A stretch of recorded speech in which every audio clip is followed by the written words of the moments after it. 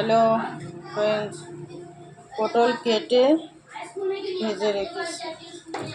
আর এখন আমি জিরে আর তেজপাতা দেবো। তেল গরম হয়ে গেছে, এরপরে দেবো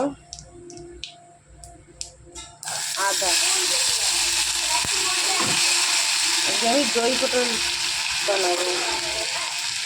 এরপরে দেবো আমি টমেটো।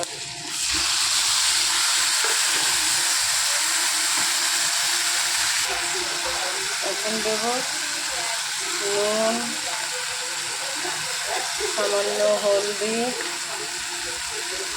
শুকনো লঙ্কা, আর দেবো ধনে পাউডার। মশলাটা হয়ে গেছে, এখন আমি পটলগুলো দিয়ে দিলাম।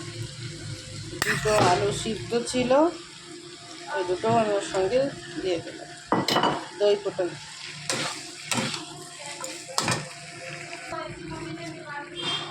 গরম মশলা দিচ্ছি এখন, আর বেশিক্ষণ নেই, হয়ে আসবে।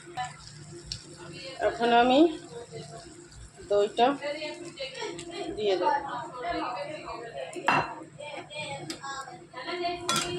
হয়ে গেছে আমার দই পটল।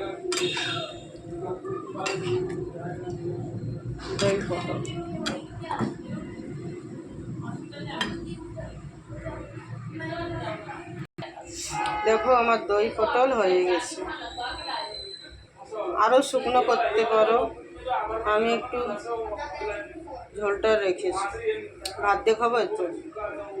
লাইক করো, শেয়ার করো, ফলো করো, সাবস্ক্রাইব করো, ভিডিও দেখো সবাই। বাই। দই পটল।